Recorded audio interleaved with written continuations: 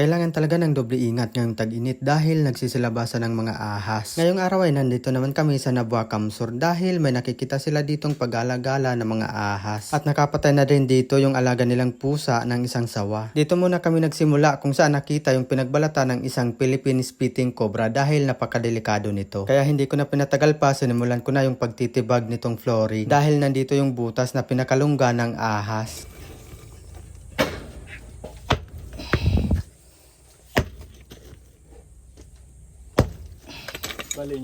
At sa ilang oras namin na pagtitibag dito sa flooring ay nakuha na rin namin yung makamandag na ahas. Itong ahas talaga ang pinakadelikado dahil kahit daan-daanan mo sila ay hindi sila basta-basta gumagalaw. At kapag naapakan siguradong manunuklaw. Hindi sila katulad ng mga brown rat snake na kapag naramdaman nilang may papalapit na tao ay tatakbo kaagad palayo. Halos maubos na pala namin yung flooring dito bago namin nakuha yung ahas dahil nasa pinakadulo na ito ng kanyang butas. Okay lang naman daw yan, sabi ng may-ari, dahil kaligtasan naman nila ang kapalit nito. Ang flooring ay napapalitan at ang buhay ng tao ay hindi na pag tayo ay natsambahan nito. Pagkatapos naman ay nag-ikot na kami dito sa kanilang lupa at may napansin kami ditong butas na posibleng pinaglulunggaan din ng ahas, kaya agad naman namin itong hinukay para makasigurado kung meron ba itong laman. Pero nahukay na namin yung pinakadulo nito at wala kaming nakuha. Hindi talaga imposibleng pasukin sila ng mga ahas dahil ang kanilang bakod ay wire lang. Kaya kahit maubos namin ngayong araw, ang mga ahas dito ay may papasok at papasok pa rin sa kanilang mga ahas. Kaya pinakamagandang gawin pagka ganito ang bakod ay lagyan nito ng net dahil natatrap dito ang mga ahas at hindi na nakakapasok. At sa ilang oras naman namin na pag-iikot dito sa kanilang lupa ay nakakita pa kami ng isang ahas. Sobrang natagalan talaga kami dito sa pag-search dahil halos 2 hectares yata ang kanilang lupain dito. At kung mapapansin nyo, yung ahas ay sobrang tulog na tulog pa dito sa kanyang pinaglulunggaan. Yan naman pala ang reticulated python o mas kilala natin sa tawag na sawa. At yan naman ay walang tinataglay na kamandag pero napakadelikado pa rin ang ahas na yan dahil napakalakas nilang pumulupot at napakadami ng kanilang ngipin. Pinapatay lang naman nila ang kanilang pagkain sa pamamagitan ng pagpulupot dito. Kaya huwag gagayahin ang paghuli sa mga ahas kahit wala itong kamandag dahil may kanya-kanyang pamamaraan ang mga ahas para iligtas ang kanilang mga sarili. Kaya kung makakakita man tayo ng ahas ay huwag tatangkaing hulihin, lalong-lalo na kung hindi sapat ang ating kaalaman dito. Mas maigi nang hayaan na lang silang makalayo o tumawag ng eksperto sa paghuhuli dito. Huwag ilagay sa panganib ang ating sarili dahil iisa lang ang ating buhay.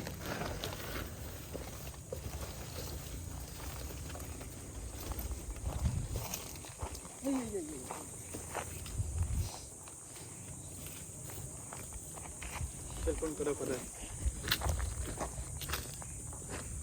Yan na boss oh. Ay, salamat. Idag ko ay cellphone ko.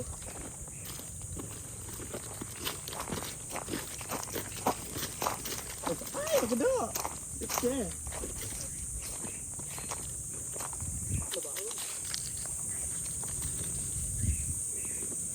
Labaon. Arig na san sir so nagran dyan? Arig na san so natigbak dyan? Arig na san kadakula?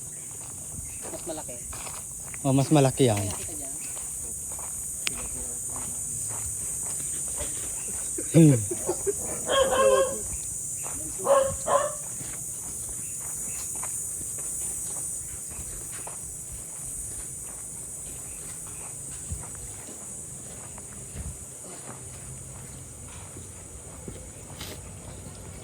Ang tapang.